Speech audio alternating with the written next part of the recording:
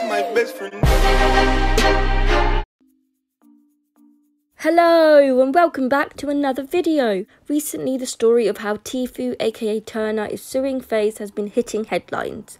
Well, at least on Twitter. When I saw it, I was surprised because at the face of it, everything seemed fine with Banks and Tfue. Throughout this, I'm going to refer to Ricky as the face of FaZe, mostly because he put himself there, but we all know that the lawsuit is against the company as a whole. Also, the second half of this video will be looking at the shady contracts by Machinima, so stay tuned for that. And subscribe, the goal is 3,000. But back to Tfue. There have been plenty of videos made on the situation, some siding with Banks and some on the side of Tfue. So the reason for why Tfue is suing FaZe is because he wants out of his contract. So around April of last year, Tfue signed with FaZe and became a member of the group and an ally in the gaming community. Tfue was ranking up on Twitch, becoming a real contender for Ninja, so it looked like everything was coming to fruition for this guy, and then he came out and sued FaZe. Banks has mentioned many times that he was blindsided by this. He never expected to be sued by a real friend. Tfue then contested this by saying that him suing FaZe didn't come out of nowhere. For months he's been asking to leave his contract, but FaZe wouldn't budge. Instead, they wanted to renegotiate, and they did so countless of times. But it's pretty obvious that Tfue had already made up his mind. He wanted out, and nothing else would suffice. So I guess those mad at Turner for him wanting to leave is kind of unfair. Imagine if you were in a contract with a group that you thought you could trust, but it turns out that that contract is hella shady and widely illegal, allegedly. When I say illegal, yet again allegedly, I'm talking about the part where if Tfue tries to leave, he can't game publicly for 6 months after. And that would genuinely kill his career. Anything can change in 6 months, and someone can easily take his space. Here is a clip from Ethan Klein on this specific part of the contract. And it's not right, it's not okay, and shame on you and your whole organization for putting that in. Shame on you. That's all I say about it. I don't care about Tfue, I don't care about FaZe. You do not put that in a contract, especially when you're dealing with the kind of people you are, who aren't well representative. Who aren't well, you are literally preying on ignorant young people. And I know the next argument will be, oh, it's on Turner, he shouldn't have signed in the first place. And then people will argue, well, he didn't understand and he was too young, which is a fair point. But apparently he's been a part of other groups, so would have had to sign contracts. So this points to him having some experience in this realm. So calling him innocent and naive may not be correct. My thing with this is, why was there no lawyer of his to look through the contract and notice the disparages of the percentages? Banks kept mentioning that they only took 20% of brand deals that they got for him. But in a leaked part of the original contract, it says that they can take 80%. And even though they only took 60 grand in total from him, they still had the upper hand of taking whatever they want. That isn't security, and there's no assurance that they wouldn't take as much as they want, because it's in the contract. He signed it and he must abide. At first, everyone called Tfue out for being disloyal and a traitor, and then when the real percentages leaked, it seemed as though they changed their tune. Banks even mentioned that he knows that the contract isn't fair, but that's why he wanted to have it changed. But that doesn't make up for a very unfair contract. FaZe even confessed that the team that they had before were not great, but even so, as a friend of Tfue, wouldn't you want him to not sign a contract that is bad? Oh wait, you wouldn't disagree to the contract, because it's in your self-interest. It helps to have Tfue. And yes, I know, Tfue isn't the same Tfue he is now when he first signed with FaZe. Banks gave him tons of opportunities to be the person he is now, but he didn't create him. He can help him with thumbnails, titles, and give him resources such as a gaming setup. But it's Turner who has to have the work ethic and the talent to keep people watching. The debate, did Banks create Tfue, is one that doesn't need to happen because it doesn't matter. Regardless of all of this, the contract is grossly unfair. In Banks' response video to all of this, it was interesting that he kept mentioning money, because that's what it's all about, right? But is it? Banks kept saying that Tfue makes tons of money, as if to demonize it.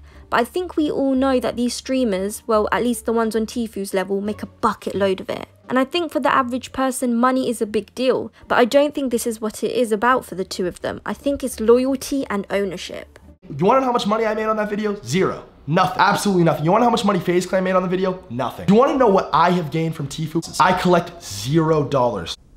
Okay then. I've seen a few comments about how Turner's contract is typical for someone just beginning in esports. If that's the case, then I can't imagine what others' contracts look like. Of course, suing your mate is hella shady and disloyal, but I get a strong sense that Banks feels as though he kind of owns the guy. And this isn't a hate piece on Ricky because he seems like a good guy who is truly hurt by this, but it seems like it's hurt more so his pride. And it makes me question, wasn't this expected that Tfue would want out? It seems as though he's grown out of FaZe, and I agree with Ricky about how Turner extracted everything he could out from FaZe for his own benefit. And of course he did. They gave him clout and they gave him a bigger audience to a certain extent, and I wouldn't expect otherwise. I don't know how big FaZe is in the gaming industry, but maybe you guys can tell me. Is FaZe still thriving or are they dying out? Let me know in the comments. Was it time for Turner to leave? Tfue has pretty much stayed quiet on his end, which is expected. I'm sure his lawyers and his dad, who has been portrayed as the guy pulling the strings, has advised him to do so. In his response, he talked about how the part of the lawsuit that talked about how he's being forced to drink and do dangerous activities should not have been added to the case and it will be taken out. But Banks swiftly rejected all claims of that in his video.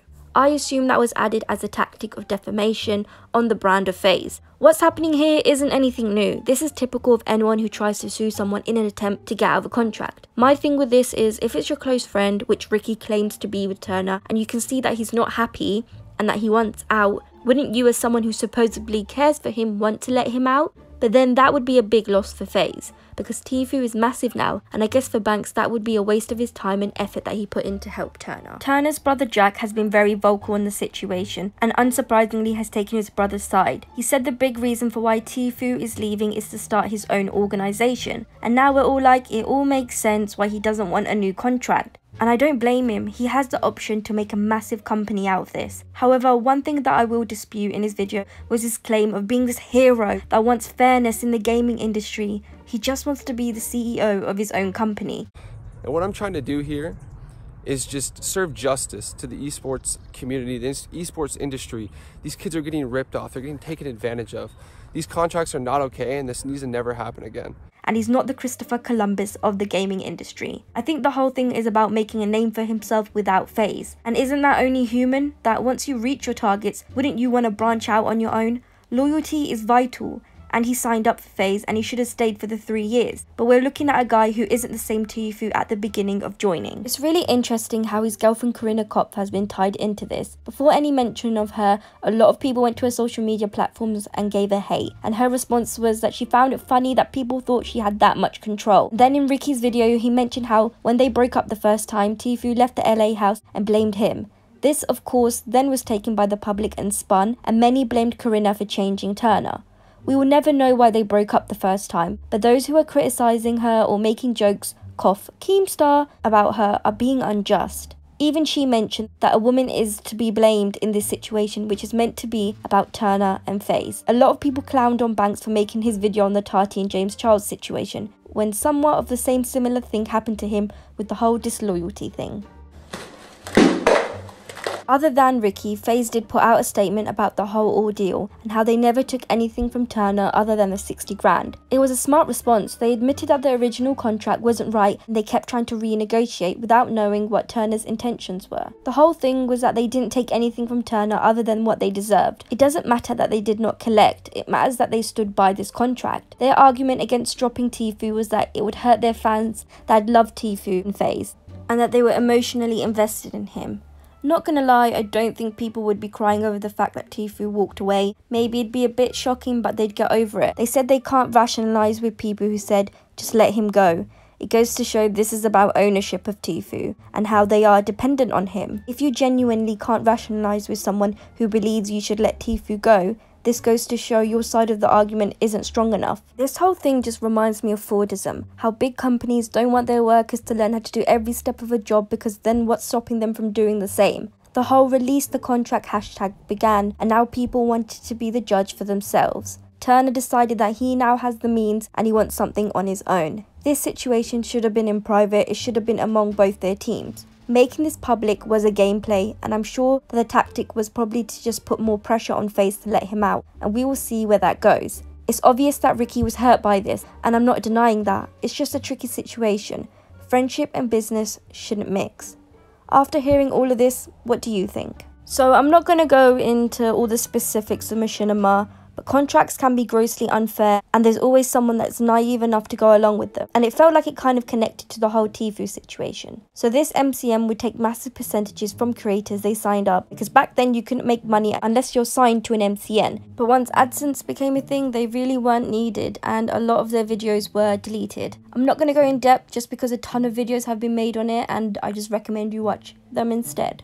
I do just want to end it by saying that I don't blame all of this on Ricky. It's really obvious that he is hurt by the whole situation and that he genuinely did have a big impact on who Tfue is now. It's just a shady contract. Sometimes you can't let emotions in, and I know that's hard to say because I'm not them, but I guess business is business. Anyway, I think I'm going to end it here. Don't forget to subscribe. The goal is 3,000. I recently put out a video where I look at the dark side of Smosh, so go check that out. I'll put my Instagram and Twitter up here, and yeah, have a great day.